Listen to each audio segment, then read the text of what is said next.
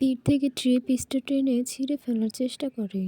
সারা পেটে নখ দিয়ে পাগলের মতো আঁচড় কাটতে লাগলো, যার কারণে ট্রে পিসটা ভেদ করে শরীরের অনেক অংশই ছিঁড়ে গেছে এবং চামড়া ভেদ করে রক্ত ঝরছে। তারপর পিঠ থেকে ট্রে পিসটা সরাতে ব্যর্থ হলে আমাকে ধাক্কা দিয়ে বিছানায় ফেলে দিল। তারপর নিজের হাত জোড়া দিয়ে আমার হাত বিছানার সাথে চেপে ধরে আমার পেটে কামড় দিয়ে নিজের দাঁত বসিয়ে কামড়াতে লাগলো। তার একটা কামড় যেন আমার কলিজা ছেদ করে বের হচ্ছে। আমি জোরে জোরে চিৎকার দিয়ে তাকে সরাতে চেষ্টা করছি, কিন্তু তার শক্তির কাছে আমি কিছুতেই পেরে উঠছি না। আর চোখ দিয়ে অঝরে পানি পড়ছে। নিশান, একদম আমার সামনে ন্যাকা কাঁদবি না। আমি ছুঁয়ে দিলে তোর ভালো লাগে না, তাই না? আর আমার ছোঁয়া তো অসহ্য লাগে, কিন্তু ওই আরিয়ান তোকে ছুঁয়ে দিলে তোর খুব মজা লাগে, তাই না? চিৎকার দিয়ে আমি আপনার কোথাও ভুল হচ্ছে। আমার থ্রি পিসে জুস পড়ে গিয়েছিল আরিয়ান ভাইয়ের সাথে ধাক্কা লেগে, তাই উনি তা পরিষ্কার করে দিচ্ছিলেন হিচকি তুলে। নিশান, চুপ নীলাশা, আমাকে একদম মিথ্যা কথা বলবি না। কই দেখি দেখি কোথায় কোথায় হাত দিয়েছিল বলে পাগলের মতো সারা শরীরে আঁচড় কাটতে লাগলো। আমি চিৎকার দিয়ে কান্না করতে লাগলাম। আমি নীলাশা খান, এবার ইন্টার ফার্স্ট ইয়ারে পড়ি, বাবা মায়ের একমাত্র আদরের মেয়ে। আর যে আমার সাথে অসভ্যতামি করছিল ওটা আমার মামাতো ভাই নিশান খান, এবার অনার্স ফোর্থ ইয়ারে পড়ে। আমরা মূলত আমার মামাতো বোন দিশার জন্মদিন উপলক্ষে এখানে এসেছি। আজ দিশার জন্মদিন ছিল। সব কিছু ভাবেই চলছিল। হঠাৎ নিশান ভাইয়ের বন্ধু আরিয়ান ভাইয়ের সাথে আমার ধাক্কা লেগে তার হাতের জুসের গ্লাসটি আমার থ্রি পিসের উপর পড়ে। আরিয়ান, আরে তোমার ড্রেসটা তো খারাপ হয়ে গেল। সরি, আমি বুঝতে পারিনি। এখনই ঠিক করে বলে দিচ্ছি বলে আমার থ্রি পিসটা পরিষ্কার করে দেওয়ার জন্য এগিয়ে আসলেন। আমি, থাক লাগবে না ভাইয়া, আমি ড্রেসটা চেঞ্জ করে নিচ্ছি। তারপর দ্রুত দিশার রুমে চেঞ্জ করতে চলে এলাম, কিন্তু হঠাৎ নিশান ভাইয়া ঢুকে দরজা লাগিয়ে তার চোখ মুখ লাল হয়ে আছে, ঠোঁট জোড়া কাঁপছে। তাকে অনেক হিংস্র লাগছে। যদিও আমি মামার বাড়িতে খুব একটা আসি না, আর আসলেও কেন জানি না নিশান ভাইয়া আমাকে ইগনোর করেন, কথাও বলে না। আমি মামার বাড়ি আসলে উনি সারাদিন নিজের রুম থেকে বের হন না, তাই আমি ঠিক বুঝতে পেরেছিলাম আমার আসাতে নিশান ভাই অনেক বিরক্ত হন। তাই যেটুকু আসতাম সেটাও বন্ধ করে দিয়েছিলাম। তাই অত অতটা তাকে চিনি না। আমি অবাক চোখে তার দিকে চেয়ে আছি। যে মানুষটা আমাকে না দেখার জন্য আমি আসলে রুম থেকে বের হতো না, সে আমার রুমে কিভাবে কি ভেবে পাচ্ছিলাম না। তাকে কোনো কিছু জিজ্ঞাসা করতে যাব, তার আগে যা ঘটলো তা তো আপনারা জানেনই। নিশান ভাইয়া বিছানা থেকে উঠে বলতে লাগলো, তোকে যেন আর এই আরিয়ানের সাথে ঢলাঢলি করতে না দেখি, নাহলে কতটা খারাপ হয়ে যাবে তুই কল্পনাও করতে পারবি না। আজকে তোর সাথে যা যা হয়েছে সেটা যেন কেউ না জানতে পারে। চিৎকার দিয়ে বলে সে দ্রুত রুম থেকে বের হয়ে গেল। আমি বিছানা চাদরটা শরীরে ঢেকে নিয়ে জোরে জোরে চিৎকার করে কান্না করতে লাগলাম। কান্না করার কারণে চোখ মুখ জ্বালা করছে আর বড় বড় হিচকি উঠছে। জন্মদিন হওয়ার কারণে নিচে সাউন্ড বক্স বাজছে, যার কারণে কেউ হয়তো আমার কান্নার শব্দ শুনতেই পাচ্ছে না। অনেকক্ষণ টানা কান্না করে বিছানার চাদরটা শরীরে জড়িয়ে রেখে ওয়াশরুমে চলে গেলাম। আয়নার সামনে নিজেকে দেখছি, চুলগুলো এলোমেলো, পরনের থ্রি পিসটা অনেক জায়গায় ছিঁড়ে গেছে, নখের আঁচড়ের ফলে চামড়া ছেলে রক্ত বের হচ্ছে। প্রায় প্রায় 1 ঘন্টা শাওয়ার নিয়ে বের হয়ে বিছানায় চোখ বুজে শুয়ে রইলাম। চোখের সামনে বারবার কিছুক্ষণ আগে ঘটা ঘটনাগুলো বারবার ভেসে উঠছে। মনে মনে শুধু একটাই প্রশ্ন, নিশানের এরকম কেন করলো? কিছুক্ষণের মধ্যে রুমে নিঝুম খান, আমার মা আর শাওন খান প্রবেশ করলো। তারপর দ্রুত গতিতে এসে আমার পাশে বসলো। শাওন খান পরম যত্নে আমার মাথায় হাত বুলিয়ে দিয়ে বলতে লাগলো, শাওন খান আমার বাবা। আমার আম্মুটা এই অবহেলায় এইভাবে শুয়ে আছে কেন? আমি খারাপ লাগছে নাকি? আমি উঠে আব্বুকে জড়িয়ে ধরে কান্না করতে লাগলাম। আমার এইরকম আচরণে নিঝুম খান আর শাওন খান আতঙ্কিত হয়ে উঠল। শাওন খান, কি হয়েছে আম্মু? এভাবে কান্না করছো কেন? আমাকে তোমাকে কেউ কি কিছু বলেছে? তার নাম বলো দেখি। এত সা কার এত সাহস যে আমার পিচ্চি রাজকন্যাটাকে বকেছে? আমি? না, আমাকে কেউ কিছু বলেনি আব্বু। আমার বাড়ির কথা অনেক মনে পড়ছে। এখানে একদম ভালো লাগছে না। তাই অভিমানী সুরে শাওন খান, হা হা পাগলি, এত এইটুকু কারণের জন্য কেউ কান্না করে? ঠিক আছে, আমরা খুব শীঘ্রই এখান থেকে চলে যাব। এখন ঘুমিয়ে পড়ো। আমার কপালে চুমু এঁকে তারা চলে গেল। অন্ধকার রুমে আরিয়ান হাত পা বাঁধা অবস্থায় চেয়ারে বসে আছে। তার কপাল ফেটে রক্ত পড়ছে, আর তার সামনে নিশান অগ্নিদৃষ্টিতে তাকিয়ে পায়ের উপর পা দিয়ে বসে আছে। আরিয়ান, নিশান, তুই এসব কি করছিস? ছাড় আমাকে। আর এখানে আমাকে এভাবে তুলে আনলি কেন? ছোটার চেষ্টা করে। কিন্তু আরিয়ান নিশানের চোখের দিকে তাকিয়ে ভয় পেয়ে গেল। নিশান, নীলাশার সাথে তুই তখন কি করেছিলি? তোকে যেন আর কোনোদিন নীলাশার আশেপাশেও না দেখি। না হলে আমি ভুলে যাব তুই আমার বেস্ট ফ্রেন্ড। আরিয়ান, আমি নীলাশার সাথে যাই করি থাকি না কেন, সেটা তোকে কৈফিয়ত দিতে যাব কেন? আর তুই নীলাশাকে নিয়ে কবে থেকে এত মাথা ঘামাতে শিখলি রে? ভুলে যাস না তোর সাথে কিয়ারার বিয়ে ঠিক করা আছে। কিছুদিনের মধ্যে তোদের বিয়ে। আর কিয়ারাকে প্রপোজটা তুই নিজেই করেছিলি। তাই নীলাশা না ভেবে কিয়ারাকে নিয়ে ভাব। তুচ্ছ হাসি দিয়ে আরিয়ানের কথা শুনে নিশানের বুকটা ধক করে উঠল। আরিয়ান তো ঠিকই বলেছে, সে তো কিয়ারাকে ভালোবাসে, আর তাদের খুব শীঘ্রই বিয়ে হবে। তাহলে নীলাশাকে আরিয়ানের সাথে দেখে তার কেন সহ্য হচ্ছে না? কেন তার কলিজা জ্বলে পুড়ে ছাই হয়ে যাচ্ছে?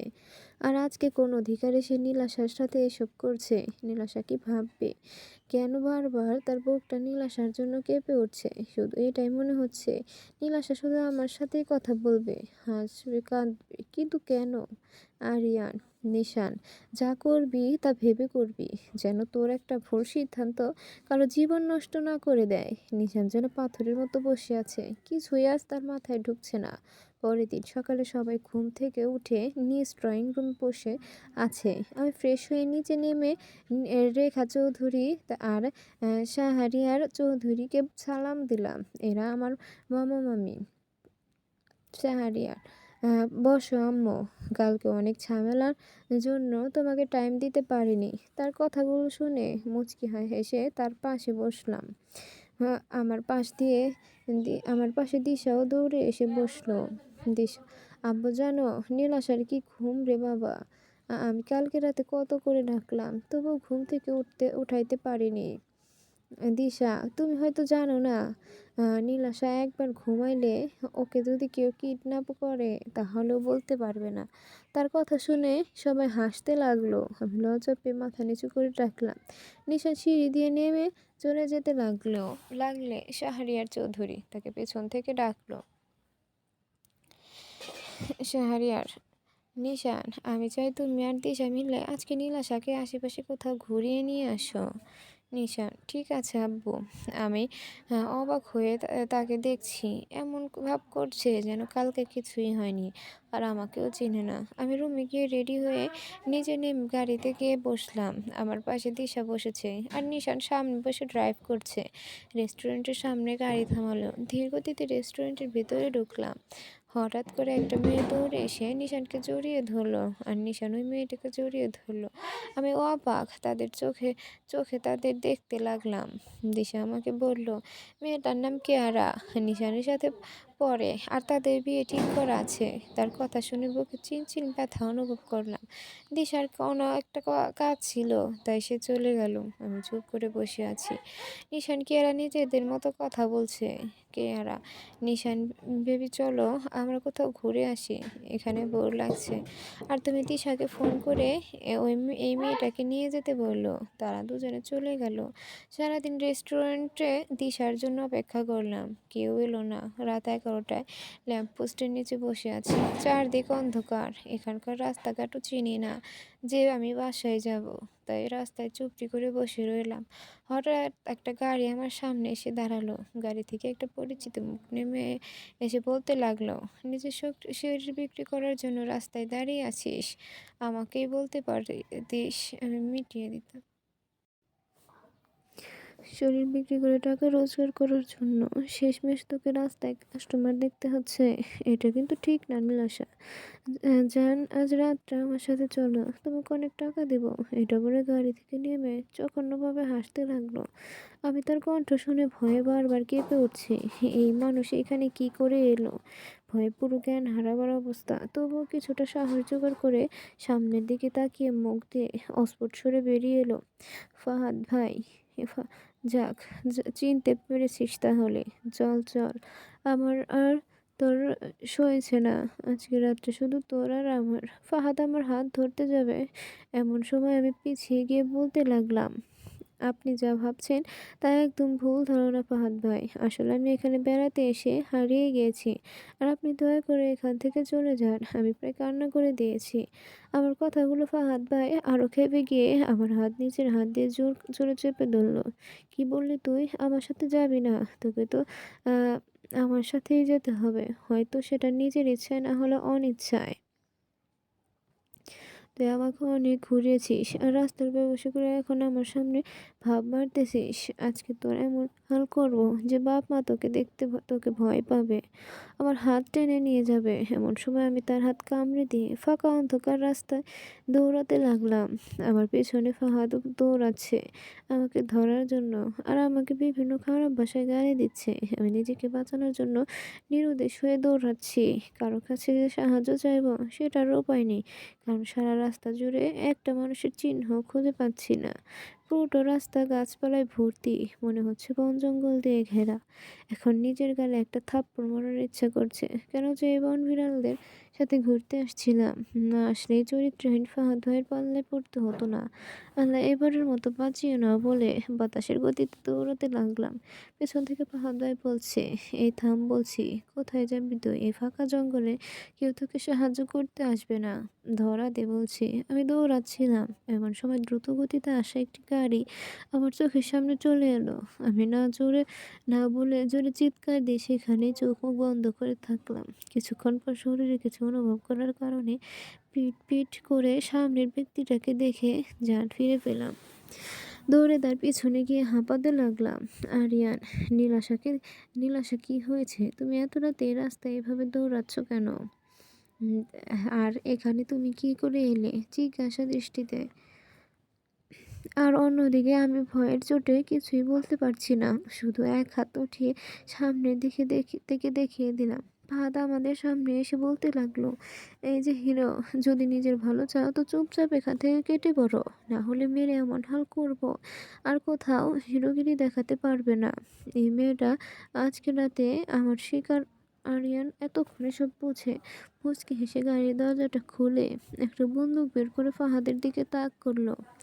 যা নিয়ে যা, তোর যদি সাহস থাকে একটা চুল ছুঁয়ে দেখা আমার সামনে। চিৎকার দিয়ে ফাহাদ পুরো ঘাবড়ে গেল। আরিয়ানের হাতে গান দেখে সে উল্টো দৌড় দিল, কিন্তু যাবার সময় বলে গেল, আজকে পার হয়ে গেলি নীলাশা, কিন্তু মনে রাখিস আমি আবার ফিরে আসব। বলে সে দ্রুত চোখের আড়াল হয়ে গেল। আরিয়ান গানটা গাড়িতে রেখে আমার দিকে ঘুরে বলতে লাগলো, ভয়ের কিছু নেই, ছেলেটা চলে গেছে। কিন্তু সত্যি করে বলো তো, তুমি এখানে কি করছো? আর ছেলেটা তোমার নাম জানলো কিভাবে? জি ভাইয়া, ওই ছেলেটা আমাদের এলাকার একটা বড়লোক বাবার বখাটে ছেলে। এর আগে অনেকগুলো মেয়ের জীবন নষ্ট করেছে। আমাকে লাভ লেটার দিয়েছিল, কিন্তু আমি তাকে পাত্তা দেই নাই। আজকে আমি ঠিক টাইমে না আসলে কি যে হতো। কিন্তু তুমি এখানে কেন? আমি নিশান ভাইয়া আর দিশার সাথে ঘুরতে এসেছিলাম। তারপর রেস্টুরেন্টের সব কথা তাকে খুলে বললাম। এটা শোনার পর আরিয়ান ভাই অনেক রেগে গেলেন। আরিয়ান, নিশান এতটা দায়িত্বহীন কেন? আমি না এলে কি হয়ে যেত তোমার সাথে? এইটুকু কোনো সেন্স নেই? একটা অচেনা মেয়েকে হোটেলে একাই বসিয়ে রেখে নিজের গার্লফ্রেন্ডের সাথে ঘুরতে গিয়েছে। আজকে কোনো দুর্ঘটনা হয়ে গেলে এটার ক্ষতিপূরণ দিতে পারতো। আমি মাথা নিচু করে দাঁড়িয়ে আছি, আর চোখ দিয়ে পানি পড়ছে, আর মনে একটা ঘৃণার বিষাদ জমাট বাঁধছে নিশান ভাইয়ের উপর। হয়তো এই বিষাদে একদিন নিশান ভাইকে জ্বালিয়ে পুড়িয়ে কাঠ করে দেবে।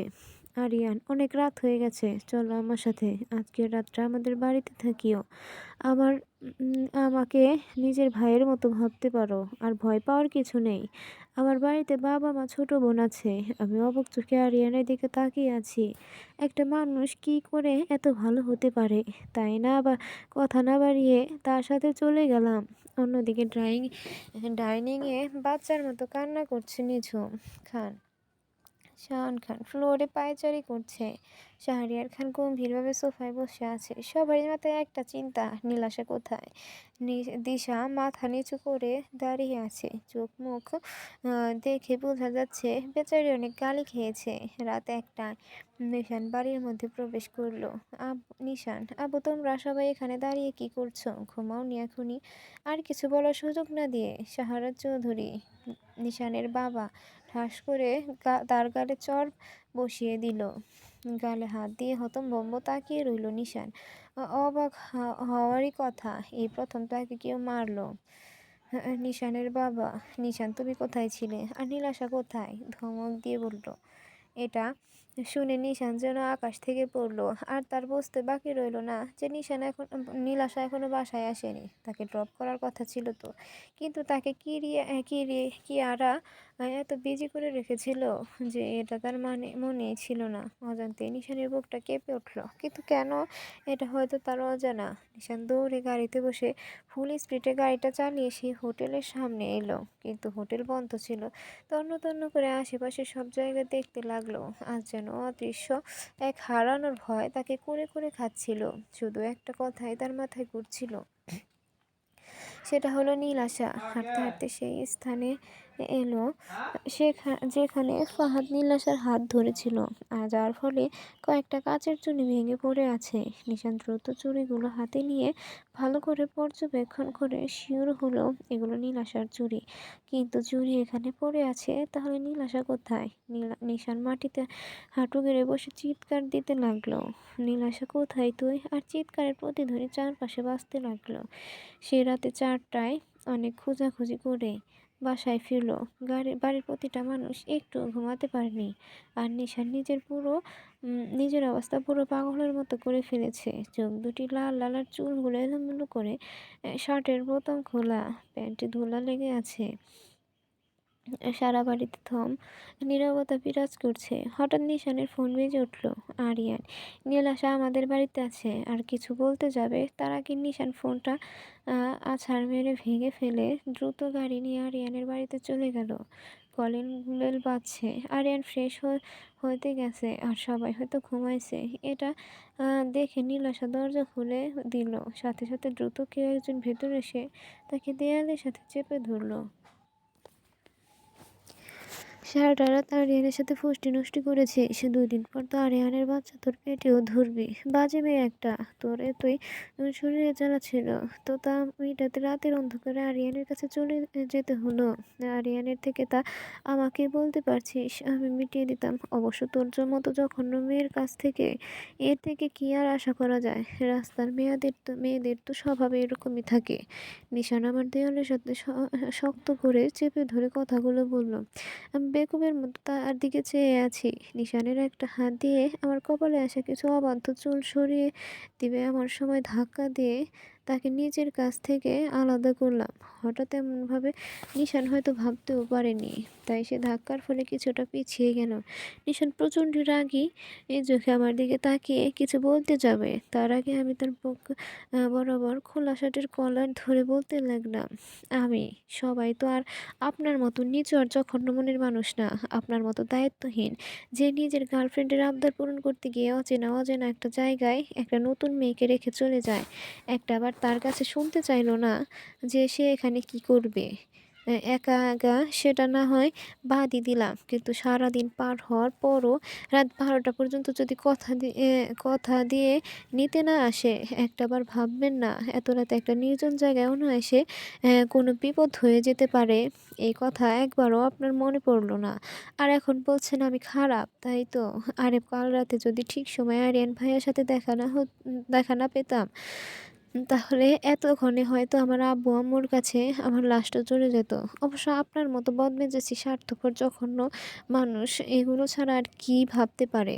এতদিন ভাবতাম আপনি হয়তো আমাকে আপনাদের বাড়িতে আসা পছন্দ করেন না। কিন্তু আজ বুঝতে পারলাম আপনি আমাকেই সহ্য করতে পারেন না। এবার থেকে আমার পাও আপনার বাড়িতে পড়বে না। এ এটা আমি কথা দিলাম। কথাগুলো বলার সময় তার চোখ দিয়ে অঝরে পানি পড়তে লাগলো। এতক্ষণে নীরবে সব কথাগুলো শুনছিল নিশান। এখন যে একদমই এই মেয়ে তার মুখ বন্ধ করে দিয়েছে। সে তো ভাবতো এই মেয়ে বৌমা কিছু বলতে পারে না। কিন্তু আজ সে জানতে পারলো এই মেয়ে ভয়ঙ্করভাবে কথা বলতে পারে। তার প্রতিটা কথা যে নিশানের বুকে শত শত আঘাত করছে তা হয়তো বুঝতে পারছে না। পেছন থেকে আরিয়ান বলে উঠলো, তুই জানিস কাল কত বড় বিপদ হয়ে যেত। আর তুই এত দায়িত্বহীন কবে থেকে হলি রে নিশান? যাই হোক, সকাল হয়েছে, ব্রেকফাস্টটা তোরা এখানেই করে নে, তারপর না হয় বাসায় চলে যাস। আরিয়ানের কথাটা শেষ হওয়ার আগে নিশান আমাকে আচমকা টানতে টানতে গাড়িতে নিয়ে জোর করে বসিয়ে দেয় আর সে ড্রাইভ করে। আরিয়ান নিশানের এমন আচরণ দেখে মুচকি হাসলো। আরিয়ান, আমি জানি তুই নীলাশার জন্য কী অনুভব করিস, কিন্তু তুই তো তা মেনে নিতে চাচ্ছিস না। কিন্তু তা খুব শীঘ্রই নিজের মুখে মেনে নিবি। তুই কেয়ারাকে না, নীলাশাকে ভালোবাসিস। সারাটা রাস্তা আমি চুপচাপ বাইরের দিকে তাকিয়েছিলাম, আর নিশান বারবার আমার দিকে তাকাচ্ছে আর মুচকি হেসে আবার ড্রাইভ করছে। এগুলো দেখে আমি আরও বিরক্ত হয়ে উঠলাম। আমি আর একবার যদি গাড়ি চালানো বাদ দিয়ে আমার দিকে তাকিয়েছেন, তাহলে আমি আপনাকে গাড়ি থেকে রাস্তায় ফেলে দেব। চোখ রাঙিয়ে কথাটা বললাম। ব্রেক কষার শব্দে দেখলাম বাসায় এসে পড়েছি। আমাকে দেখে নিঝুম খান আমার মা আমাকে জড়িয়ে ধরে কান্না করতে লাগলো। আর আব্বু মাথায় হাত বুলিয়ে দিয়ে জিজ্ঞাসা করতে লাগলো, কোথায় ছিলি মা? তুই জানিস আমরা সবাই কতটা টেনশন করেছিলাম। আর তোর আম্মু তো সেই কালকে থেকেই কান্না করে যাচ্ছে। আমি তাদের কথায় কী জবাব দিব তা ভেবে পাচ্ছি না। কালকের ঘটনাগুলো যদি বলি তাহলে মামা নিশানের ওপর প্রচণ্ড রাগ করতে পারে। এতক্ষণে নিশান চুপ করে মাথা নিচু করে বসেছিল। শাওন খানের কথা শুনে নিশান কিছু বলতে যাবে, আমি তার আগে আমি বলে উঠি, আসলে আব্বু আজকে আরিয়ান ভাইয়ার বোনের বার্থডে ছিল, আর রেস্টুরেন্টে তাদের সাথে দেখা হয়, তাই তাদের সাথে গিয়েছিলাম। আর আমার তো ফোন নেই, তাই তোমাদের জানাতে পারিনি। কিন্তু আমি আরিয়ান ভাইয়ার নাম্বার থেকে ফোন দিতে চেয়েছিলাম, পরে আর মনে ছিল না। সরি আব্বু, কান ধরে আমার কথাগুলো। মা, আমার মা, এই মেয়ে, তুমি কি এখনো ছোটটি আছো নাকি? তোমার কোনো ধারণা আছে আমি তোমার আব্বু, তোমার মামা মামি কতটা টেনশন করেছিলাম? আর নিশান সারাটা রাত তোমাকে পাগলের মতো খুঁজে বেরিয়েছে। আমি আব্বুর কথা শুনে একটা তাচ্ছিল্যের হাসি দিলাম। সেটা সবার নজরে এড়ালেও নিশাদের চোখে ঠিকই ধরা পড়লো। আর নিশান বুঝতে পারলো তাকে বাঁচানোর জন্য আমি এসব মিথ্যা কথা বলেছি। সে যেন অবাকের চরম সীমায় পৌঁছালো। বাবা, আমার আব্বু, নিঝুম বকছো কেন? মেয়েটা কেবল আসলো, ওকে এখন বিশ্রাম নিতে দাও। আমরা আজ বিকালে বাড়িতে রওনা দিব। আমি সবার সাথে কথা বলে রুমে এসে শাওয়ার নিয়ে বেরিয়ে রেডি হয়ে নিলাম। ট্রেনে বসে আছি। 1 ঘন্টা আগে ট্রেন ছেড়েছে। সবাই দেখা করতে এসেছিল, কিন্তু নিশান ভাইয়া একটিবারও দেখা করেনি। তাই চোখের চোখের সামনে বারবার নিশান ভাইয়ের মুখটা ভেসে উঠেছে। 10 দিন পর নিশান ছাদে দাঁড়িয়ে আছে। কিছুক্ষণ আগে কিয়ারার সাথে ব্রেকআপ করেছে সে, কিন্তু সেটা তার ভাবান্তর না। তার মূল ভাবনা এখন নীলাশাকে নিয়ে। এই 10টা দিনে নিশান প্রতিটা মুহূর্তে নীলাশার কথা ভেবেছে। যদিও ছোটবেলা থেকে নীলাশার উপর তার একটা টান ছিল, তাই তো সেগুলোকে চেপে রাখার জন্য নীলাশা যখন আসতো তখন রুম থেকে বের হতো না, কিন্তু দূর থেকেই ঠিক নীলাশাকে দেখতো। কিন্তু হঠাৎ একদিন নীলাশা তাদের বাড়িতে আসা ছেড়ে দেয়, আর সেই প্রয়োজনের তাগিদে হয়তো ভেবেছিল কিয়ারা তার জীবনে চলে এসেছিল। কিন্তু নীলাশা চলে যাওয়ায় এই শক্ত অনুভূতিরা তাজা হয়ে আঘাত হানে। সে রাতে ঘুমাতে পারে না। শাহরিয়ার চৌধুরীর সামনে মাথা নিচু করে দাঁড়িয়ে আছে। সে যে আজকে জীবনের সবথেকে বড় সিদ্ধান্তটা নিতে চলেছে, আর শাহরিয়ার জিজ্ঞাসা দৃষ্টিতে তার দিকে চেয়ে আছে। নিশান, আসলে আব্বু আমি একটি মেয়েকে ভালোবাসি, আর যত তাড়াতাড়ি সম্ভব আমি তাকে নিজের করে নিতে চাই। আর সে আর কেউ না, নীলাশা। নীলাশা সিলিং ফ্যানের সাথে ওড়নাটা শক্ত করে বেঁধে গলার সাথে চাপিয়ে পেঁচিয়ে নিল। উদ্দেশ্য একটাই, সে আজ নিজের জীবন শেষ করে দেবে। কিন্তু তবু ওই বদমেজাজি ক্যারেক্টারলেস বেয়াদব ছেলেটাকে কিছুতেই বিয়ে করবে না। তাই বিছানার উপর চেয়ার উঠিয়ে অনেক কষ্ট করে ওড়নাটা বেঁধেছে।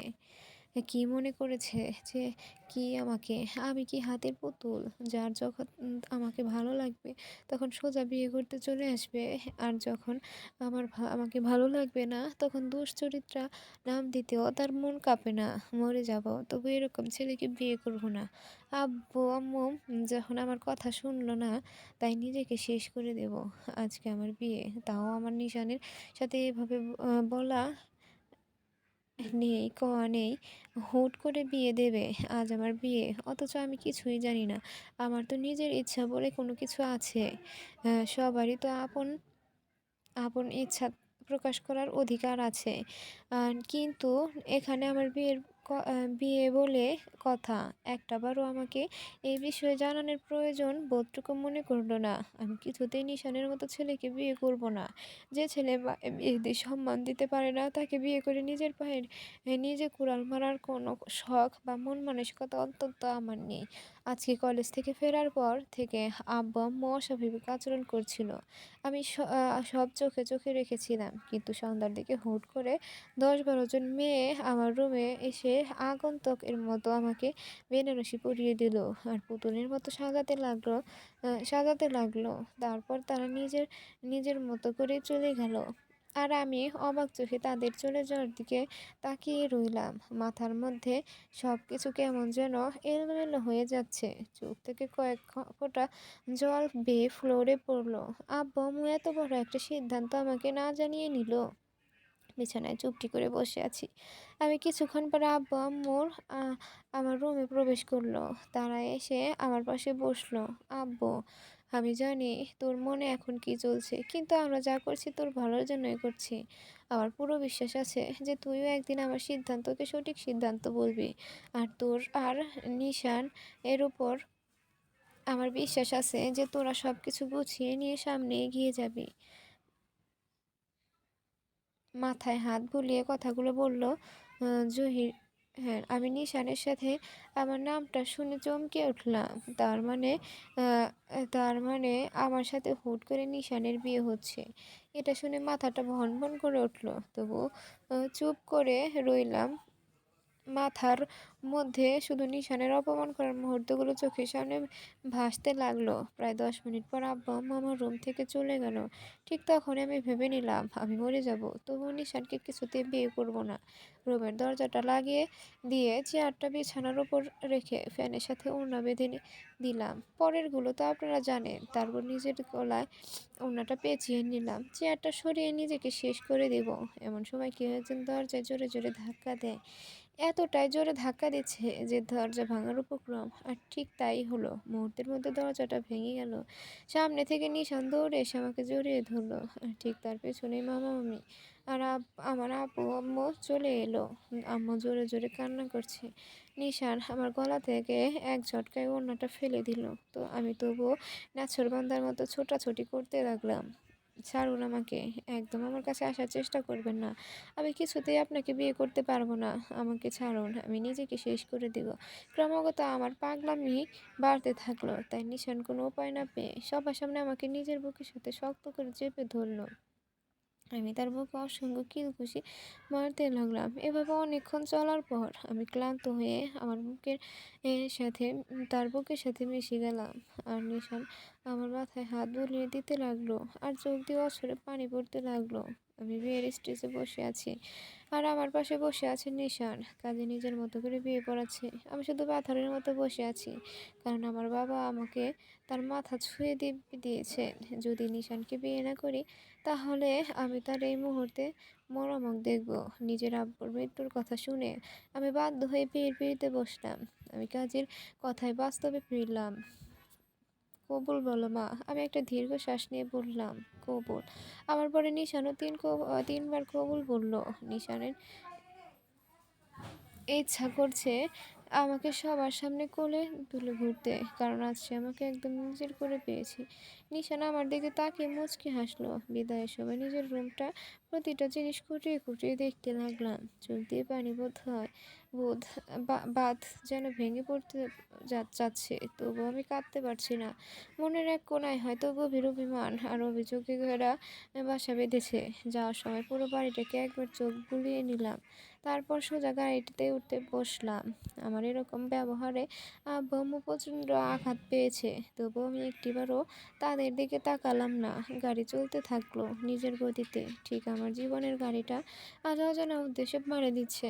জানি না এই রাস্তায় কতটা সফল হতে পারি। বর্তমানে বাসর করে বসে আছি, তবে অন্য 10 জনের মতো করে লজ্জা পেয়ে মাথার এক হাত ঘোমটা টেনে কাঙ্ক্ষিত মানুষটার জন্য অপেক্ষা করা না, বরং একটা গেঞ্জি আর একটা প্লাজো পরে সারা বিছানায় ছড়িয়ে ছিটিয়ে শুয়ে আছে।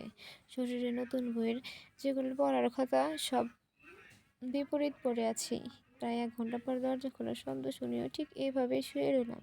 নিশান হয়তো আগে থেকে ভেবে রেখেছিল এসব কিছু হতে পারে, তাই আমাকে এইভাবে দেখে কোনো রকম রিয়াক্ট না করে চুপচাপ রুমের দরজাটা লাগিয়ে দিয়ে ধীর পায়ে বিছানার অন্য ফাঁকা পাশটাতে শুতে এলো। একবার আমার দিকে তাকিয়ে বিছানায় শুতে যাবে এমন সময় আমি তার বালিশটা ফ্লোরে ফেলে দিয়ে বলতে লাগলাম, আজ থেকে আপনার জায়গা মাটিতে। আর আপনি কখনো আমার কাছে আসার চেষ্টা করবেন না, কারণ আপনার মতো নিজ আর ছোট মনের মানুষকে আমি কিছুতে নিজের স্বামী হিসেবে মানব না। চিৎকার দিয়ে কথাগুলো বললাম। আমার কথা শুনে নিশান বালিশটা বিছানা থেকে উঠিয়ে নিয়ে সোফায় শুয়ে পড়লো। আমার তার উপর মায়া হলেও আমি এসব কথা তাকে বলে রুমের লাইট জ্বালিয়ে নিভিয়ে ঘুমিয়ে পড়লাম। নিশান রাতের অন্ধকারে নিজের চোখে জল মুছে নিল। সকাল 4টায় আমার সকাল 8টায় আমার ঘুম ভেঙে গেছে, তাই বিছানা থেকে নেমে ওয়াশরুমে ফ্রেশ হয়ে দেখলাম নিশান এখনও পুরোপুরি ঘুমাচ্ছে। এটা দেখে গায়ে আগুন জ্বলে উঠলো। বেটা গন্ডার, আমার রাতের ঘুম ভেঙে দিয়ে নিজে ঘুমাচ্ছিস? তোকে ভালোভাবে ঘুমাতে দিচ্ছি বলে ওয়াশরুম থেকে এক বালতি পানি এনে তার গায়ে ঢেলে দিলাম। বেচারা হয়তো এমন কিছু কখনো আশা করেনি, তাই এক লাফে সোফা থেকে উঠে বসলো। আমি তার এরকম ব্যবহার দেখে খিলখিলিয়ে হাসতে লাগলাম। তারপর সেখান থেকে চলে গেলাম। আর নিশান অবাক চোখে আমার দিকে চেয়ে সব কিছু বোঝার চেষ্টা করতে লাগলো। এভাবে দিন কাটতে থাকলো। যত দিন যেতে লাগলো আমার অত্যাচার আরও বাড়তে লাগলো। মন খা এ যেন মন খাবারে বেশি ঝাল দেওয়া আর শাওয়ার নে- শো- শাওয়ার নেওয়ার সময় পানি বন্ধ করে দেওয়া। আহ, কিন্তু তবুও সে আমাকে একটাও গালি দেয়নি। দিন শেষে রাতে যখন ঘুমের ভান করে শুয়ে থাকতাম, তখন সে কাছে এসে কপালে ঠোঁট ছুঁয়ে চলে যেত। কোনোদিন আমার ওপর নিজ অধিকার চাপাতে আসেনি। ধীরে ধীরে এসব ভালো লাগতে লাগলো। তার এক সময় বুঝতে পারলাম আমিও তাকে ভালোবেসে ফেলেছি, তাই আজ তাকে নিজের করে নেব বলে তার থেকে লুকিয়ে সারাটা রুম এসেই প্রথম রাতের মতো সাজিয়েছি। লাল টকটকে শাড়ি পরেছি, অনেক সুন্দর করে নিজেকে সাজিয়েছি। রাত 10টায় রুমে ঢুকলো নিশান। সারাটা রুম অন্ধকার দেখে রুমের লাইট জ্বালিয়ে যা দেখলো তাতে তার হার্টবিট শতগুণে বেড়ে গেল। তার সামনে আমি আবেদনময়ী হয়ে দাঁড়িয়ে আছি।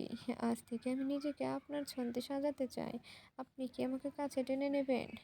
নিশান আমাকে কোলে নিয়ে বিছানায় শুইয়ে দিলেন। কপালে আলতো করে একটা চুমু এঁকে তার 2 হাত দিয়ে আমার গাল আলতো করে ধরে বলতে লাগলো, তুই এমন একটা নেশা যেটা থেকে আমাকে কেউ সারা জীবন ছাড়াতে পারবি না। ভালোবাসি তোকে, তাই তো আমার সব সময় এটাই মনে হয়। ভালোবাসার নেশা তুই বলে নিশান আমাকে জড়িয়ে নিল। তারপর দুজনে ভালোবাসার গভীরে হারিয়ে গেলাম।